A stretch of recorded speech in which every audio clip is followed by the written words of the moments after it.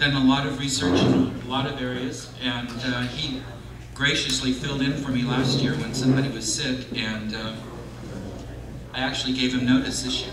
So, thank you, Ben. Thank you.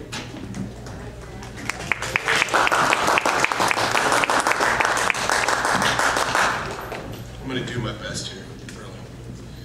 I'm not really that adept to the PowerPoint, so I've been kind of relearning it, and that's kind of weird for me because I'm a tech, but I haven't obviously used it as much. So I'm going to preface this actually by saying, you know, I'm Ben Robison. I'm the founder of the Paranormal and Occult Research Team. We're based out of the Vancouver, Portland area, and we cover the states of Oregon and Washington.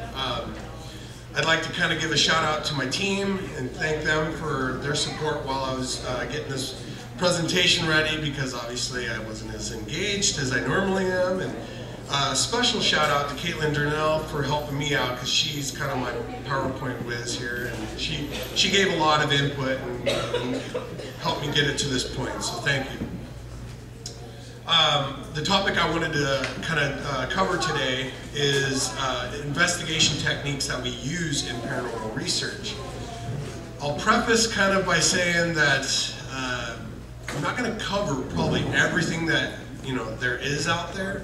I'm also not going to go into like the step-by-steps, the in-depth how-tos of how to do it. I'm just going to kind of cover it. I also recognize that some of these are not widely accepted, or maybe even something a lot of groups would agree with using, but this is just techniques in general that have been used over the course of, I guess, quote-unquote paranormal research. So I kind of broke it up into 4 different categories.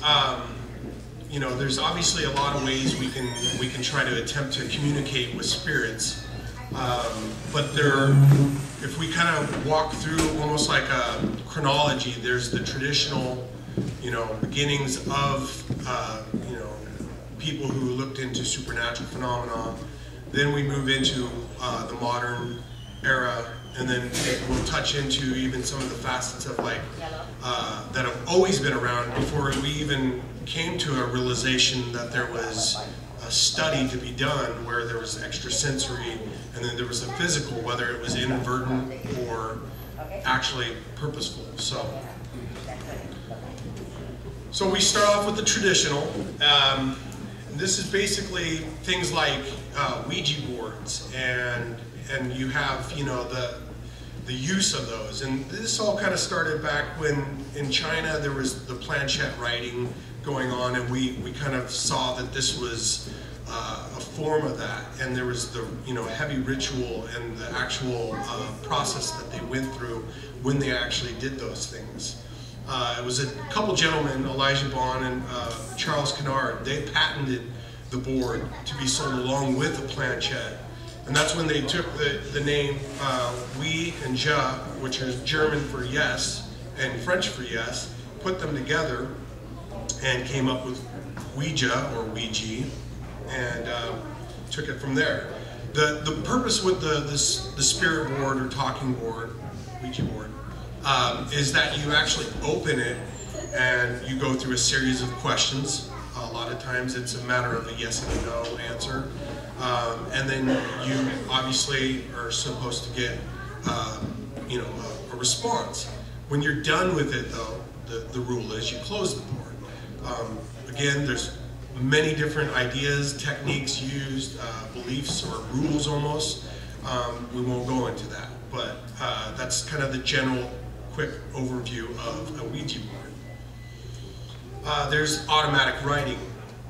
Automatic writing kind of refers to the way we sit down and we take a piece of paper, pen, pencil, anything, and when we're kind of communicating with the spirits, they're actually working through us as kind of the medium to, pin out, per se, the actual response or message that they want to do. Again, these kind of were done in certain settings, like, during seances and so forth, and that's also another technique. There's scrying. Scrying is using the reflective surfaces of, like, say, water, mirror, glass, to also use as a medium to communicate with the other side. And this was done a lot of times, and even brought into popularity by, like, psychics, or, you know, some people would call them quote-unquote gypsies. People who were really into that end of this, and then they would bring it along. Obviously, their techniques and their ways of actually interfacing with these things varied, but the general purpose was to be able to try to get a response from the other side using this as a portal or an opening to that other side. You have divination, which is like dowsing, and pendulums. Obviously, some of these even were used widely to do other you know, jobs for us, meaning water witching and being able to find that. But having those, the dowsing rods were a way that we were able to early use a magnetic detection, change in that force. And so that helped us be able to communicate and maybe kind of tune in and find where a particular spirit might be, and maybe presenting itself to us. With the pendulum, it's kind of, I've seen techniques where people will take a piece of paper and they'll draw a line down the middle, and they'll hold the pendulum so it's centered over that line. One side represents yes, one side represents no, and then they ask a series of yes and no questions, and the pendulum is supposed to rock and actually, you know, kind of almost stall for a moment over that side to indicate that that's the response that you're supposed to be getting. So we'll move kind of into, like, the modern era. Many of you might be familiar with who Charles Fort is. Charles Fort is kind of considered the father of modern paranormal research. He had probably, I mean, if you really read into him, he had at one point over 40,000 notes of documented or claims that he had actually heard of regarding supernatural phenomena. But there were times where he actually tossed all of that and actually would start afresh. So it's, you know, plausible that he had dang near, probably nearly 100,000 notes on this. He was never really one to worry about filing it away and keeping it. He just kind of had his own way of doing things.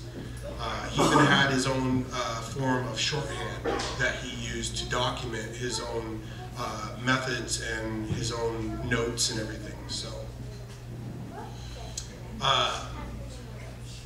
when we go into the modern era, there's obviously, that's where I think most of us spend our energy and time on nowadays. We use these electrical devices that help us do what we're trying to set out for, is, you know, capture the phenomenon and figure it out. One of those was through originally an outfit called AAEVP, which is, if I can remember right, American Association of Electronic Voice Phenomena. That started, I think, in '82. Ultimately ended up being bought or taken over by another group called A-Trans, which stands for Transcommunication.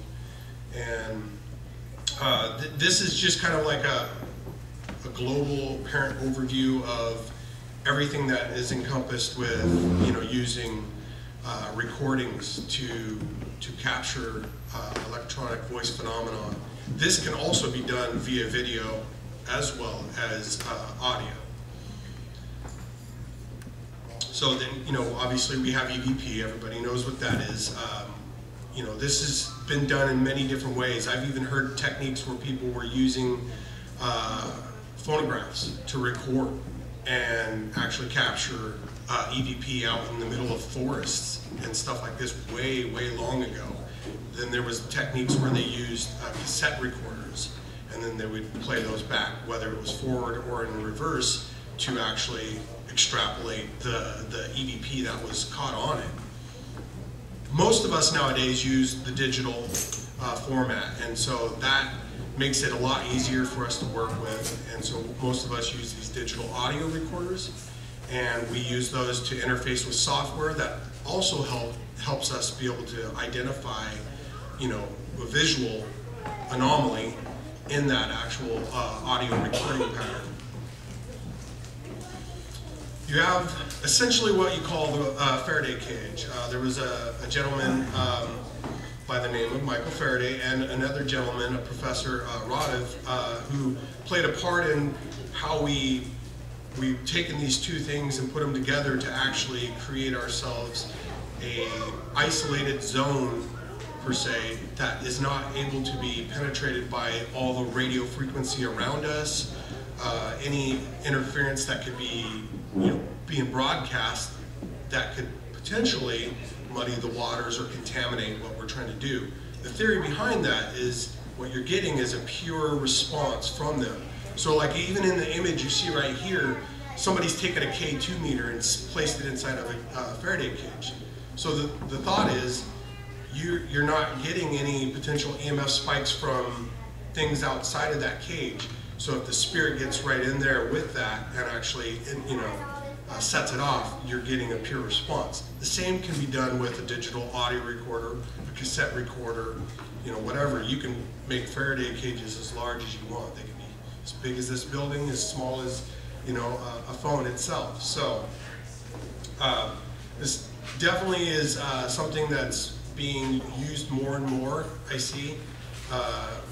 And what you do is you get, especially with an audio recording, you end up getting a very white noise type environment. And then the technique is that you ask your questions, which you won't be able to hear, and the spirit, if it communicates through the Faraday cage to your digital audio recorder and imprints its voice on there, you're going to get only its response and not any potential outside interference, which is a great, you know, technique in its own. So before the Ovilus, which everybody is very familiar with, there was the spirit column. William O'Neill, who believed another gentleman who had passed away before, you know, I think if I remember right, it was like 6 years, actually communicated to him the design of how to actually put together the spirit column. Then you have the Frank's box. Frank Sumption actually believes the spirit world did the same thing to him. They actually educated him on how to create the Frank's box or / ghost box. So the concept with those is that with like the spirit column, they are boxes designed to be able to pick up spiritual, you know, messages, and that could be done either through sweeping through radio frequencies or just a white noise generator in its own, and the spirit imprints or, you know, communicates right through that, either via the speaker that you hear, and then we actually hear it with our voice, or through another recording device that actually played back later on, we can hear. Bill Chappell is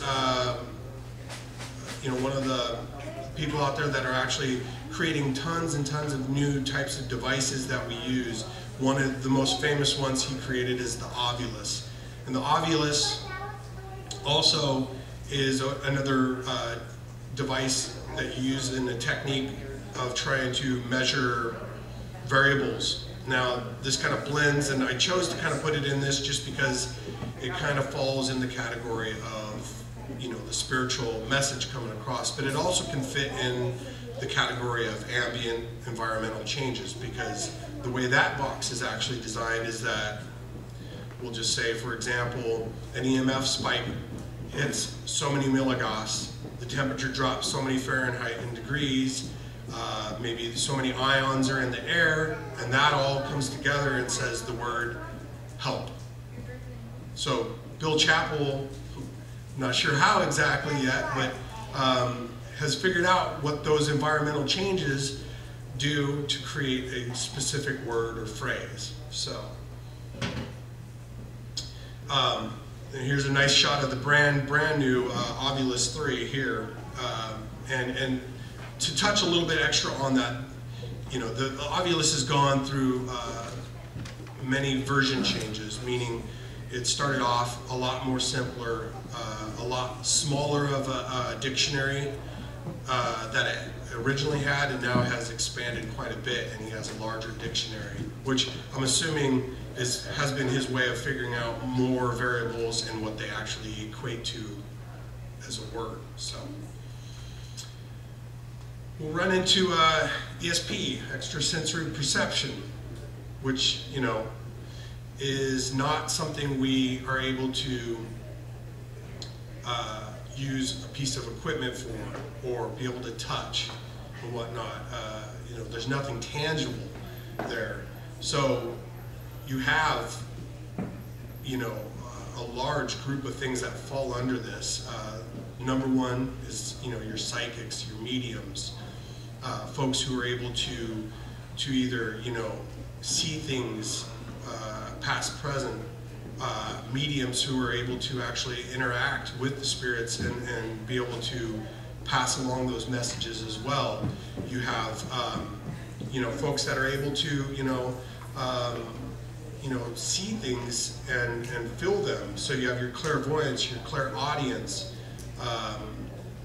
you have clairsentience. You know, these folks, these again, they go off of the actual sensory end of things, and so, but it's obviously with the communication of the other side and these gifts that they have. You have the clairaudience or aliens, claircognizance, retrocognizance, being able to, you know, see and think about things before and after. You know, this, let me think here. I may have put it in another spot, but I think some of this would also kind of tie in a little bit with remote viewing, but I think I have another slide on that. So you have channeling, which is the ability to have spirits, you know, reside within you and actually take control of you and communicate as well through that.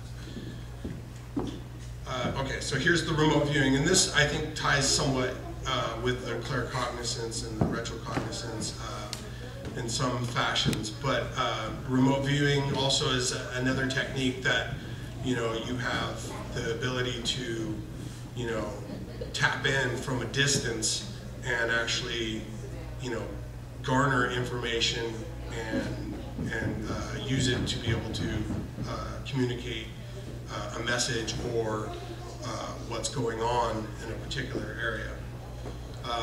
There's even, believe it or not, there's even documentation. You can go on to the government websites, and actually they talk about ESP and remote viewing, and they actually post these so you can actually look at them. So they recognize this stuff, and they see it as a viable technique that they've obviously used many, many times and continue to. You have Zener cards. This is more like a test, a way to, you know, try to deduce what somebody's ESP level is or their, you know, abilities. I don't see it a whole lot anymore, but, you know, it's still something that every once in a while you'll find people out there, they like to use this as a way to gauge, you know, the ESP that individuals may have.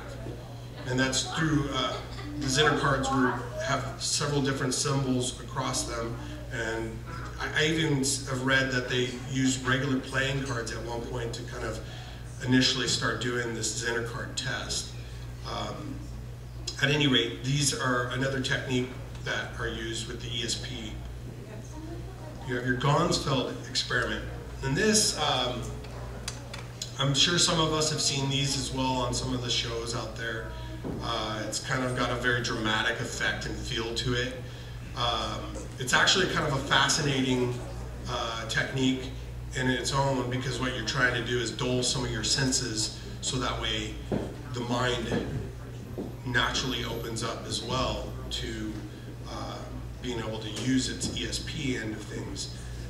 And what you do, and as you can see in this slide, you know, the gentleman's got what it is ping pong balls cut in half, set over his eyelids or taped sometimes so that way they don't fall off. And then you have a red light over you, and then you put headphones on. I've heard many people use different types of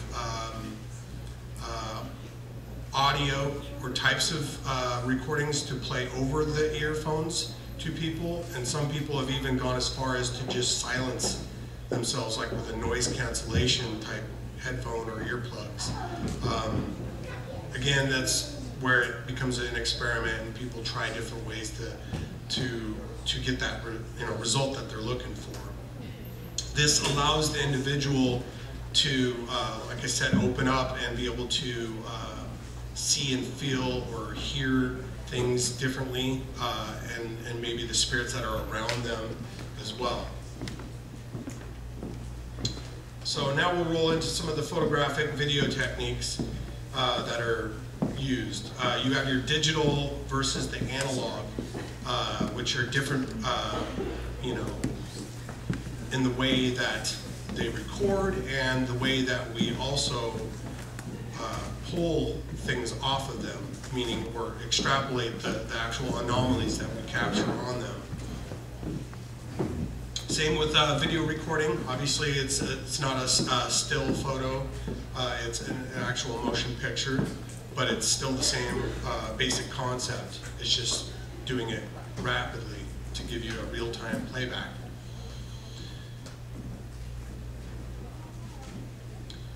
Night vision. So with photography and videography, the human eye obviously sees, if you were to take this and say this equals the full spectrum light, the human eye only sees a small fraction of that.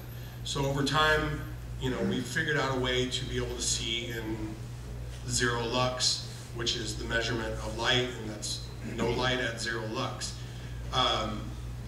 That gives us a little bit larger of a scope to do it. And now we're able to, with full spectrum, actually see the whole light spectrum through the result of just modifying the equipment to allow us to capture that.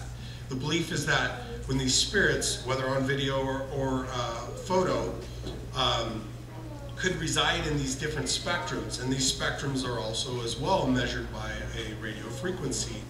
These spectrums, or these particular points in the full spectrum, having that ability to have a camera or a camcorder or any kind of device that records photographs allows for you to be able to potentially see them, whereas before, when you were just taking a regular photo, you were only trying to capture in what the human eye's small sliver of that whole full spectrum was. Now we're actually widening that. A newer, I'm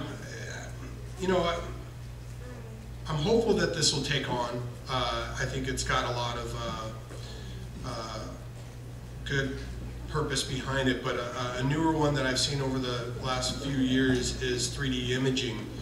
And what this does for us is it gives us, like, let's say you take a photo and you have an anomaly, maybe even we'll just take an orb that is in question.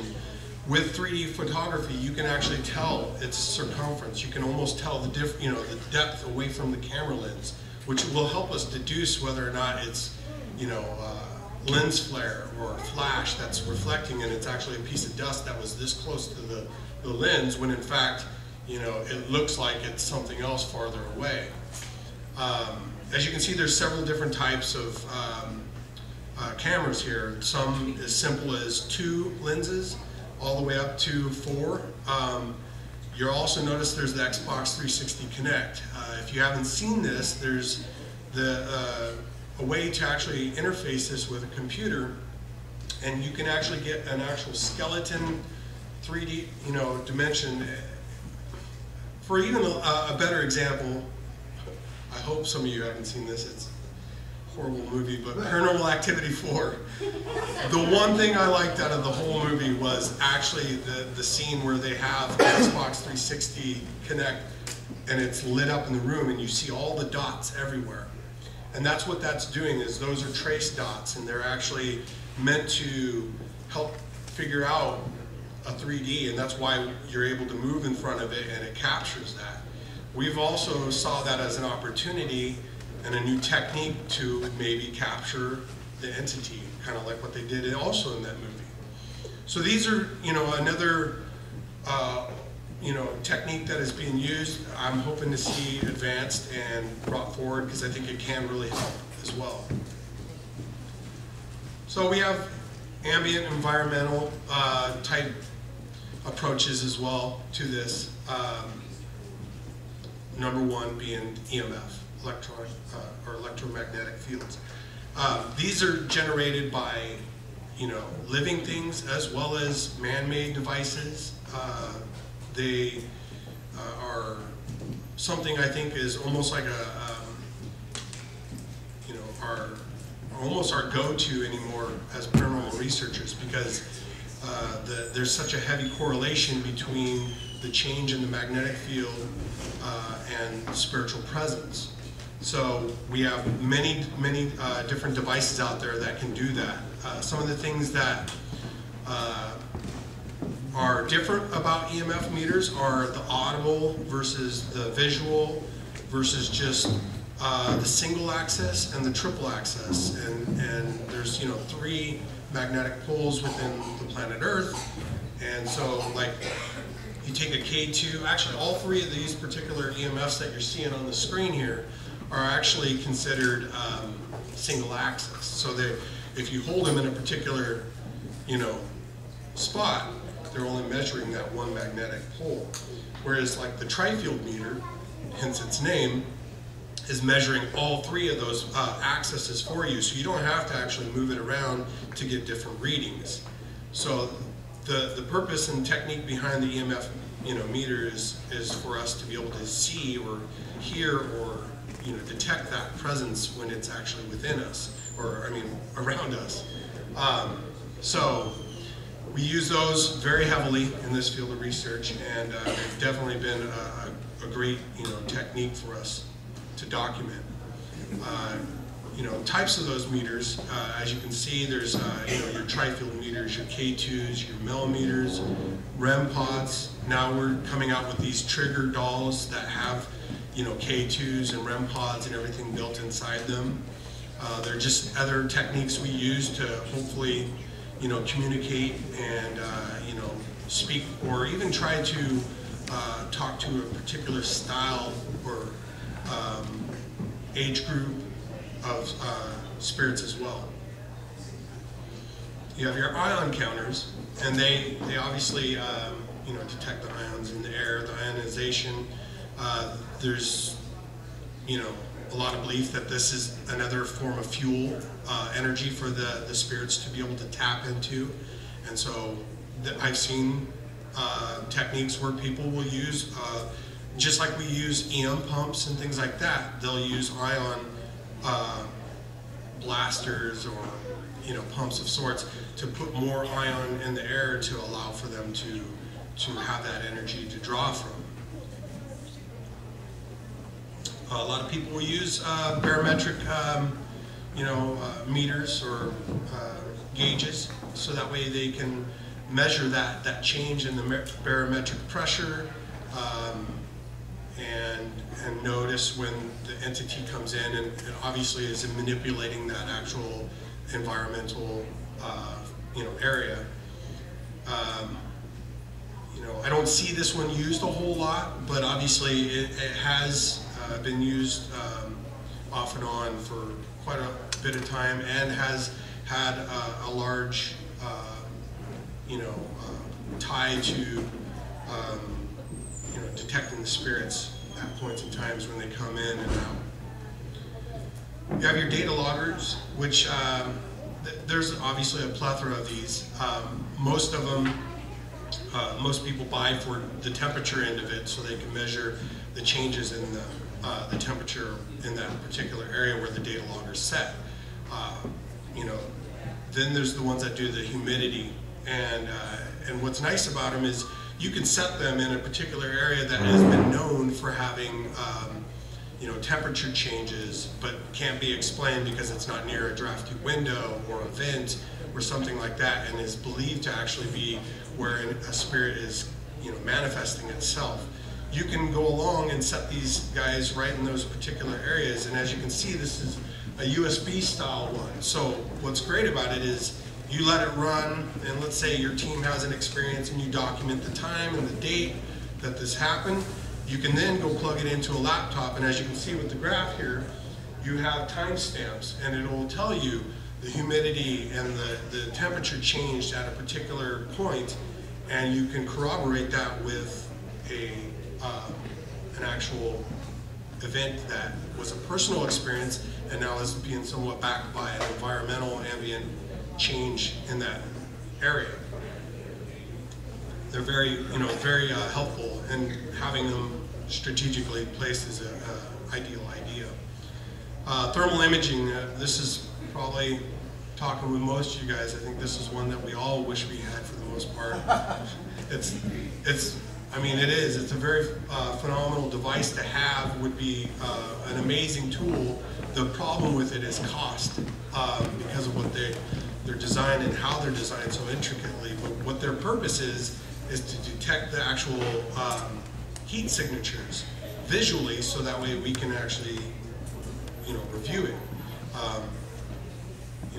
They, in their own, they're using forward-looking infrared imaging, and they allow for you to see not just what we would call traditional heat, but actually see the cold spots as well. So this picture, you can kind of see the red and the yellows and oranges versus the blues and greens. The blues and greens would be a colder temperature, and the whites actually are even the hottest temperatures. These are, with spirits, I've seen it go both ways, where they can show up as actually a hot heat signature, like a white or a red, orange, down to even a blue or green. It just depends on that entity itself and other factors, I believe. So we'll kind of go into the physical end of things. This kind of ties with causality, or causation as some people call it. This is doing things like reenactments, using trigger objects, movement of attached items, provocation, like I said, purposeful or inadvertent. This also could even be down to change of a building and landscaping, construction, and things like that, that can actually do this. What's happening is you do something and then you get a response in return. Again, whether it's purposeful or inadvertent, is actually, sometimes not even the case. It just will trigger something to happen. So like I was saying, you can sometimes get claims and that somebody remodeled a building. So you can look at that almost like a technique. If you're working on a home and the belief is that this stirs up the energy in the home, this will in turn start having spiritual interaction going on. Or they may not like what's going on, and they may want to actually try to do something about it. Same with landscaping.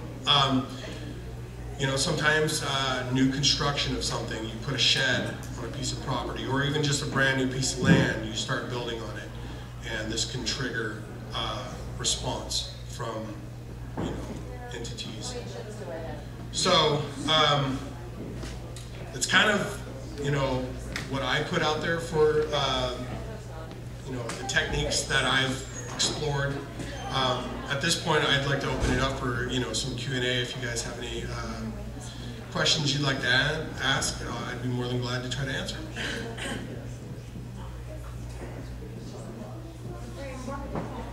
I've got my usual that I like to ask. Any particular investigation that stands out, positive, negative, anything like that, or experience in general? Boy, I still, to this day, think one of my favorite cases ever was in Sublimity, Oregon. We actually got to do 2 different investigations. One when the client was there. When we were originally approached by the client, they had mentioned they had had other groups investigate, and the one thing they hadn't had was a psychic or a medium involved. And so they said, you know, we'd love to have your group out. We love the scientific, you know, approach and everything, but this is our request, that we want that. And this was very early in the beginnings of court, so I hadn't gotten to a point where I was able to establish myself with you know, anybody that had those gifts, and so I set out to do so. So I kind of went through like this, you know, figuring out, trying to, how do I find somebody that actually truly has those abilities. I came across the lady after several different interviews and chats with folks who lived right here locally. And I told her, I said, you know, I'm not going to divulge any information about the case because you know, the point of trying to use you is helping us, you know, validate claims and use your gifts to be able to, you know, do so. And so she agreed to work with us, and we took her out. She didn't know anything about where we were going. She didn't even know the you know, date until like the day or two before. And so as we were driving there, I would call her on my cell phone and I would say, you know, Tara, what are you getting? And she would say to me, she goes, I see an elderly gentleman standing on the 2nd floor looking out the window, and he looks very concerned.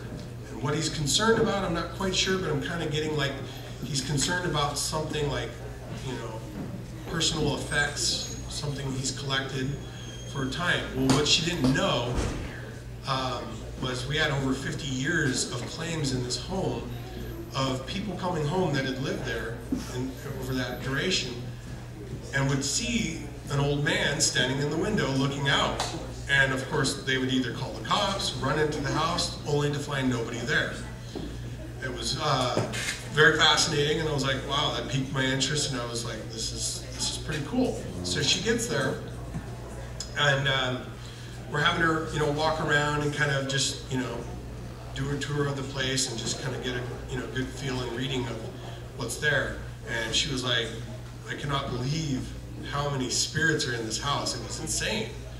And so, you know, you think right then and there that might muddy the waters for her and make it hard for her to be able to discern, you know, who to talk to or whatever. Well, at one point during the investigation, you know, we bring her in and out, you know, and we started off right away with her in the investigation. So at that point, we took her upstairs.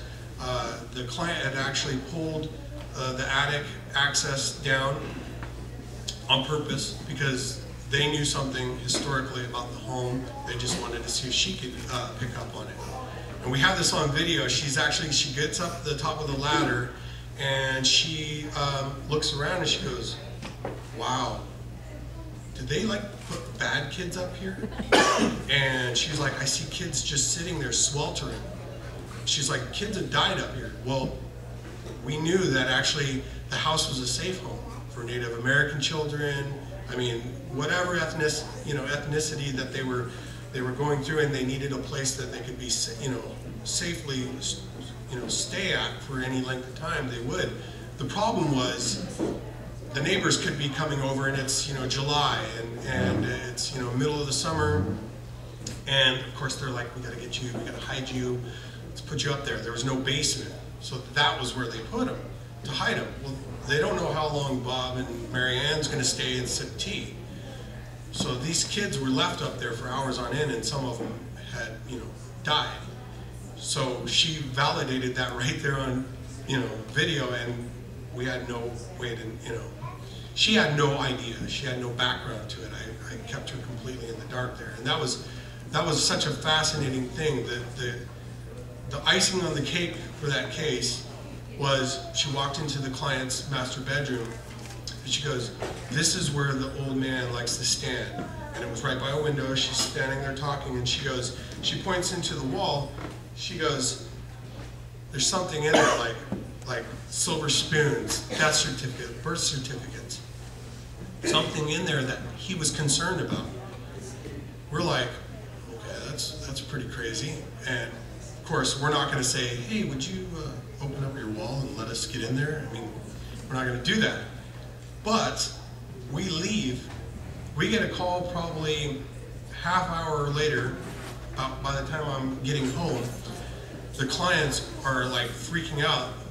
They're saying, we decided after you guys left and with what Tara had told us to go ahead and actually cut a hole in that wall.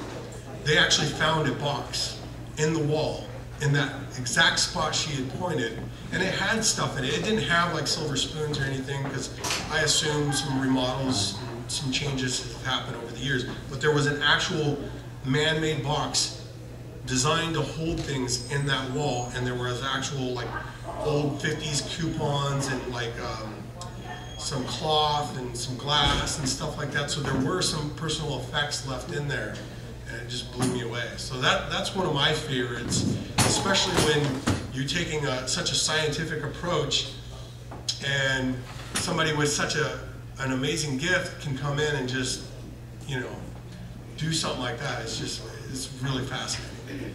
Thank you. Any other questions? I got one. Yes. Everybody's got their favorite piece of equipment they use on investigation. What's yours? Tri-field. It's just because again, like I was talking about, there's the single and the triple access. It's doing all three, you know, because I want to know that if, again, that spirit's right there with me, I'm not having to hold it one way or another way to try to, are you there, are you there, are you there? I just want to be able to hold the device, and actually it does that, you know. So it's my favorite. Yeah. Any other questions? All right, well, thank you guys very much.